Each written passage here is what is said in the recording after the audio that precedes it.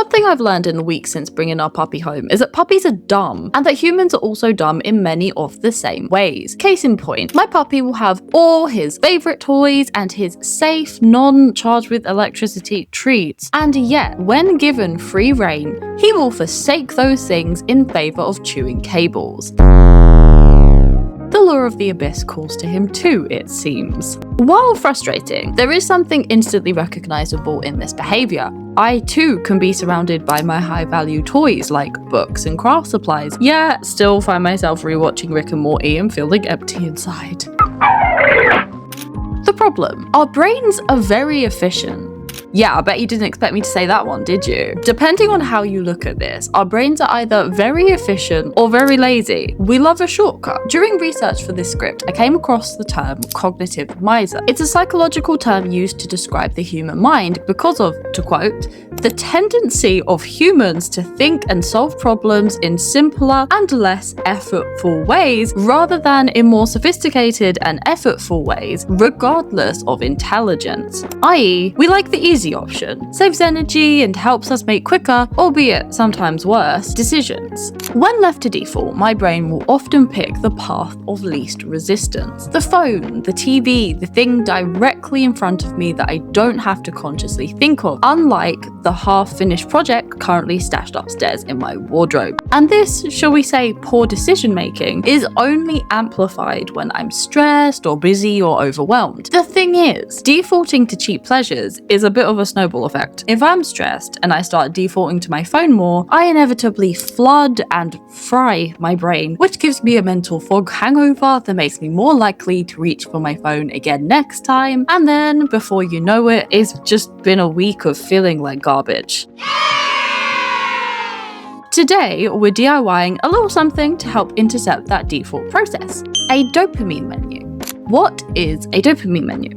A dopamine menu is a visible breakdown of positive activity options, usually organized by effort required, so that when you're bored or seeking dopamine, you have an easy visual cue for what to do. When I first heard about dopamine menus, it was in the context of reducing screen time, and well, to be for real, I didn't think they'd work for curing screen addiction. I did think they'd make a cute journal spread though. This is actually from 2 years ago, which is insane. Anyways, in my internet travels, dopamine menus kept popping back up, and as I read more about them, listen, I still didn't think they were necessarily a tool for competing with your phone, but I did definitely see their value for something else: overwhelm and decision paralysis. My two dear friends. Humans don't like limitless options. We've already spoken about how lazy our brains are. That's just a whole lot of thinking and sorting to do. Creating a dopamine menu helps you to cut some of that out and streamline the time it takes you to decide on something. It employs one of my favorite tricks, which is front-loading mental energy when I have it, so that it's easier for me to get things done when I don't. As an example of that in play, one of the things I do is periodically make homemade craft kits, predetermined creative activities ready to grab and go without any decision-making required. The painting craft kits I'm making at the moment are courtesy of today's sponsor,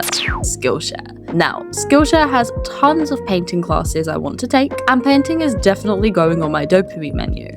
So I decided to make some painting kits. For this, I took the class Making a Clay Paint Palette by Amaya Jade, which was so fun and easy to follow. She is definitely one of my favorite teachers at the moment. I made a few little air dry clay paint palettes for my kits, plus I slipped in some reference photos and names of the classes that I want to take. Skillshare is the best place to learn a creative skill or pick up a new hobby. If you're looking to reconnect with your creativity and maybe avoid brain rot, Skillshare is where humans come to learn from other humans. As a little treat, the first 500 people to use my link in the description or scan the QR code will receive a 1-month free trial of Skillshare. Now, while I first heard about dopamine menus relating to screen time, from what I can tell, the idea actually originated from the YouTuber How to ADHD back in 2020, and it was, shock horror, more of a tool for ADHD. While there are now many variations to the dopamine menu concept, I really like the structure used in that video, so that's what we're going to use today, and that video will of course be linked down below, so you should definitely check that out too.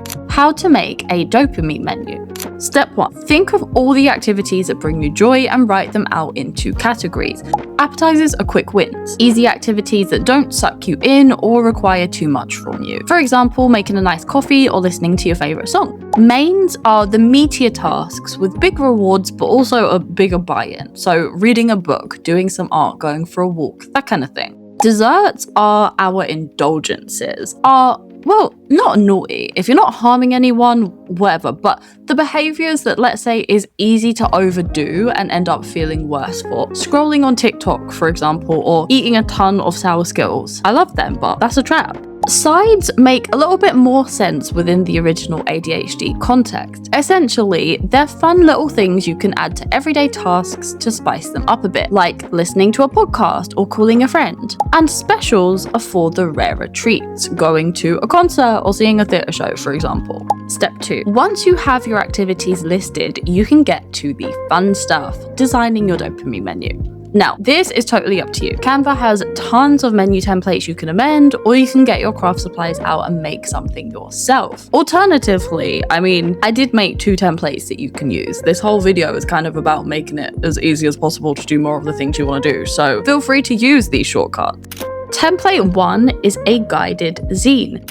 And yes, I totally got the zine idea from Struthless's video, replacing your phone is easy when it feels punk. Go watch it next, it's linked and it's great.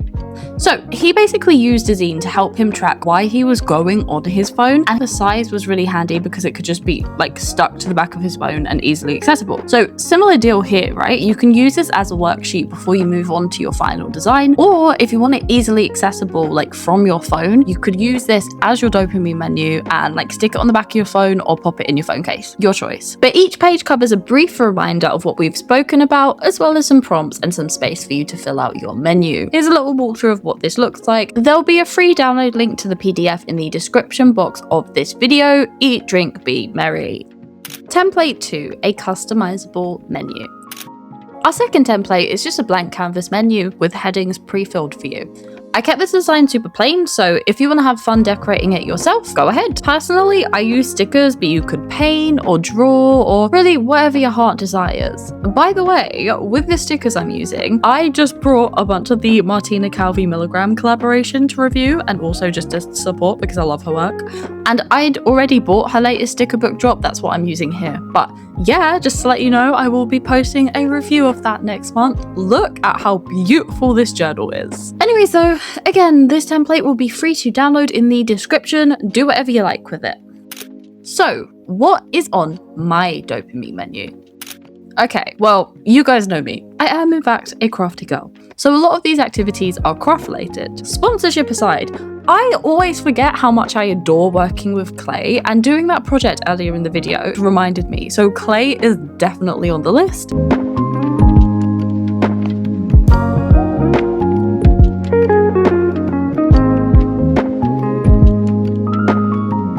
There's also journaling, my favourite needlepoint crafts. Alas, the I can make that bug has bitten me again. So I want to DIY a cute journal pouch, but the first time I tried half stitch, I kind of messed it up. It turns out though, I can in fact learn from my mistakes. So this is my progress. I've been a bad cat mother, so let's fix that. Welcome to... Today we're actually tackling one of my big projects, a DIY rug for my cat, but we are running out of time until Christmas, and again, this is a big project, so here's my progress so far. I've also been loving metal embossing, that's super beginner friendly and fun, and of course, reading and writing. So yeah, nothing really surprising on there, to be honest. But yeah, that is everything from me today. I hope you enjoyed this video. Have you tried making a dopamine menu yourself before? How did it go? Let me know your thoughts in the comments below. As always, big thank you to my channel members, and a big thank you to you for hanging out with me. Okay, bye.